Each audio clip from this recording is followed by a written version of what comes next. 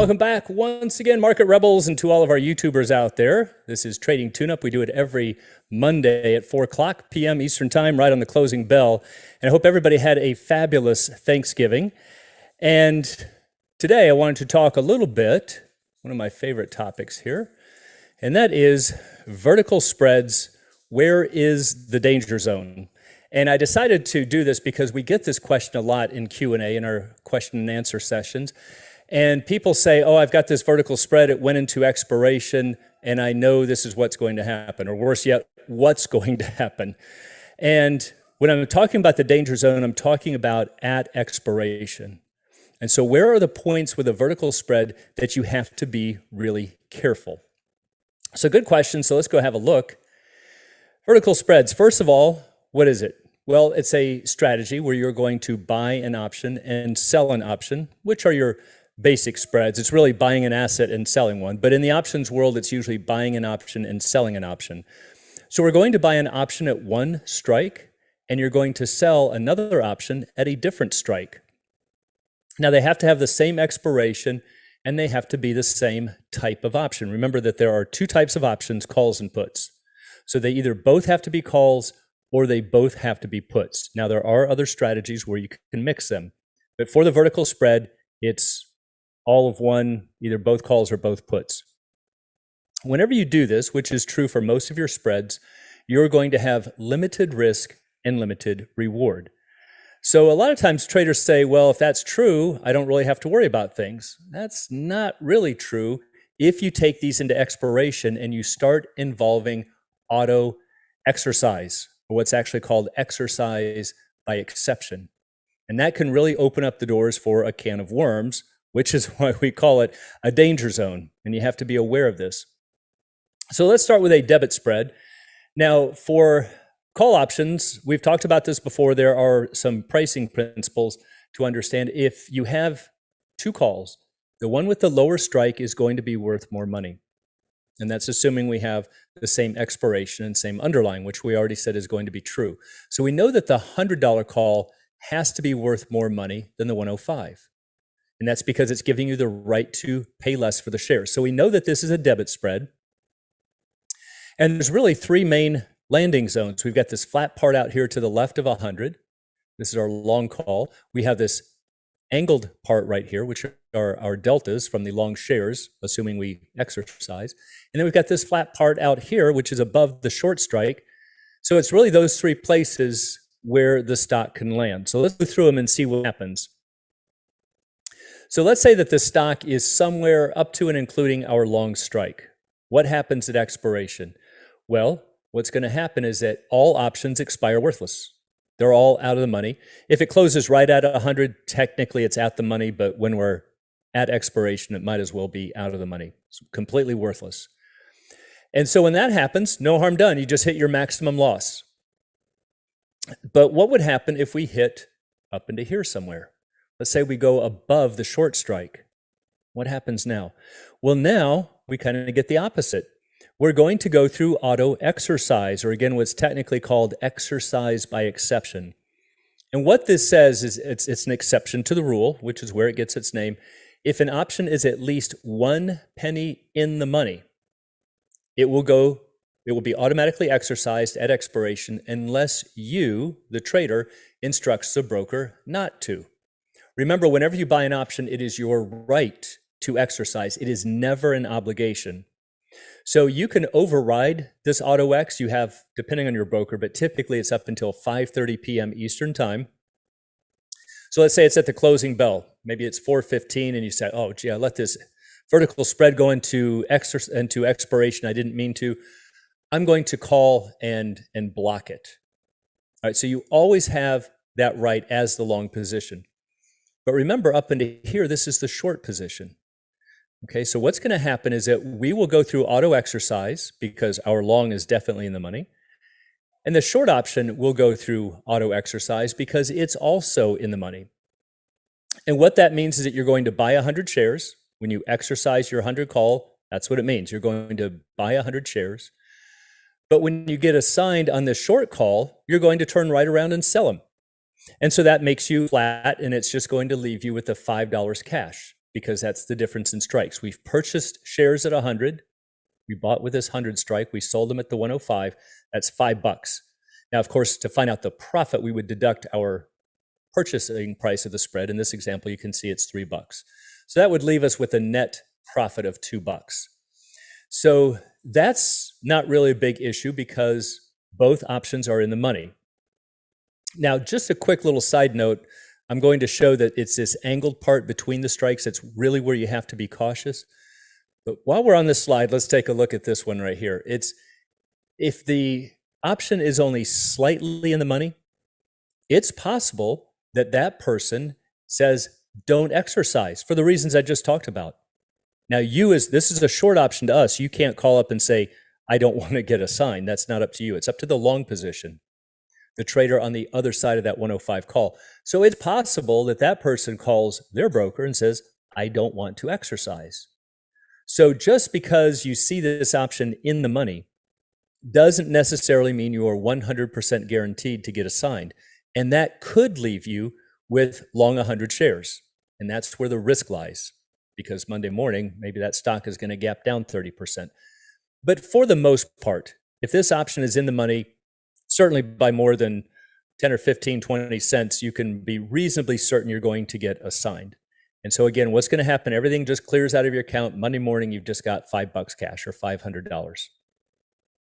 But what happens if the stock closes in here? Now, remember, what we're assuming is that you bought this spread, you've ridden it into expiration, closing bell rings, and you didn't close out your spread.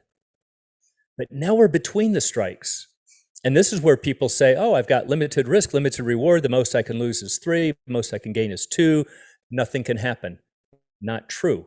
Why? What's going to happen in the case? Assuming you rode it into expiration.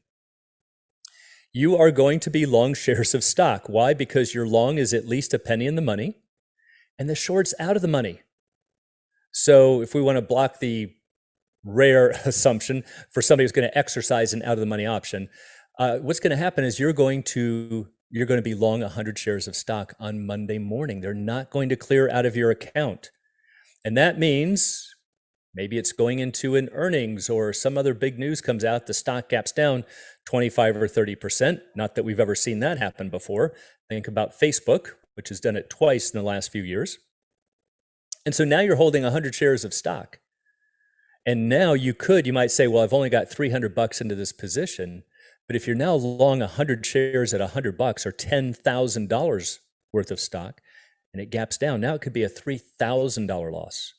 So this is the only time that a vertical spread can end up losing more than what you paid. This is why you have to understand the mechanics. Now, what you could do, this is why it's not a complete risk, is that you can block the exercise. We just talked about that. This $100 call the stock might be trading for 101. So this call is theoretically worth $1. And you might say, oh, geez, I forgot to close it out. I could have picked up $1 or $100, but I don't want to be long the shares. So I'm just going to call the broker and say, yeah, I screwed up. I just don't want to exercise. I know I got to give up the $100, but you have the ability to do that. You could certainly block that. Now, what else could you do? You could exercise and cover. You could short that stock in the after hours and get the 101 or whatever it's trading for, and then turn around and exercise the call. And that's also going to lock in that gain. So the thing is that you do have some choices in here, but if you do nothing, you're just oblivious to it, you go into expiration like this, it does pose a big risk because you are going to be long the shares. So those are the long options. Now let's take a look at the credit spreads. Credit spreads are going to be the identical strikes. Notice we're long the 100, short the 105, but we're using puts. Why is this a credit? Remember, higher strike puts are worth more money. So we've got the 105 put compared to the 100. The 105 has to be worth more money because it gives you the right to sell shares for 105. And all things equal, that's a benefit. So the market's going to put a higher price tag on that put. If we're selling it, we are collecting more money than we're spending for this 100, and therefore it's a credit spread. So what's going to happen here? Well, if the stock is anywhere on this upper landing strip right here, what happens? Both of these options are out of the money. All right, so everything just goes out worthless and you're at the maximum gain. Why? It's a little different, remember, with a credit spread. There, your maximum gain is the credit that you received. In this example was 2. And so you'd like to see all of the options expire worthless, which means you don't have to spend money to close them out. So in that case, you would make your maximum 2.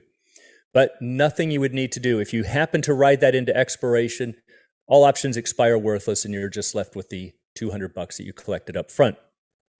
What happens if we're down here? Now both options are in the money. Both options go through auto exercise. But look what happens through here. We're going to buy shares for 100. All right, so we're going to buy shares at 105 and we're going to sell shares for 100. So what happens if you buy shares for 105 and sell them for 100? That's a $5 loss. And that's why it's putting you down here at the maximum loss. But again, in the big scheme of things, no real risk because that was the maximum risk that we knew about. Now, sometimes people will say, I could, I'm sorry, right there. So there we go. That's our maximum loss. So again, if we're below that lower strike, you just hit the maximum loss. But what if we hit this angled part between the strikes where the real risk is? This becomes a very big deal with a credit spread. And here's why. You are going to get assigned, if the stock is in this green region somewhere, you're going to be long 100 shares of stock. The difference is you can't block an assignment. You can't call the broker and say, I don't want to get assigned. That's up to the long put. You have no say-so in the matter. And you're not going to end up selling them out here like we just saw before, because we're not on this lower part, in which case they would just clear out at maximum loss. And that sometimes could be better because if you're long 100 shares, we don't know what's going to happen on Monday morning. And that becomes the real risk. Now, what some traders will say, well, I could short the shares in the after hours because if I end up buying shares here at 105, but I've shorted them in the after hours, even if they're trading at 103, now I've only limited myself to a guaranteed $2 loss, but at least I know what it is. The problem is, what if you don't get assigned? What if this option's only a little bit in the money? Or maybe a buck or two, what we just saw when you were the long position. It is possible that this trader says, I don't want to sell my shares. So there's all kinds of things that can happen. But if you end up shorting shares in the after hours and you don't end up buying them, now you're going to be short shares on Monday morning. So you can see the problem with this angled part between the strikes, whether you're long or short the spread, more so with the short spread. But if you go into expiration, you don't really know what the other side is going to do. And when that happens, it's a big question mark, and therein lies the risk. So I hope that at least gives you some insights into things that you need to watch with your vertical spreads. So vertical spreads, remember that the debit spreads aren't at risk of a surprise long or short shares at expiration, and that's because you control the more valuable option. You can always override it. Credit spreads create a risk if the stock closes between the strikes at expiration, and that's because you don't control the assignment. So what's the moral of all of this? It's very simple. You hear it from our coaches all the time. Close your vertical spreads prior to expiration, and we don't have to worry about any of this stuff. But this is super important because otherwise, if we don't step through it like this, people say, oh, I'll just let it go into expiration and it'll all clear out of my account. Maybe it will, maybe it won't. It depends on where you are. And if that stock is between the strikes, you have a specific risk that most traders are not aware of. So always remember, this is what's going to help your performance. You have to understand all of the details of options trading. And that's a lot of what we try to show you here on Trading Tune-Up. So for anybody who'd like to get more help and have a better understanding from one of our world-class coaches, you can get a free 30-minute one-on-one consultation. Phone number right there is 888-809-8058. And in fact, this week we're going to have Stu and Scotty on, two of the coaches here at Market Rebellion, to show you their amount of knowledge. We've got a really fascinating topic for you. So I hope that helps, and we look forward to seeing you on Thursday with Coach's Corner. Thanks so much, everyone.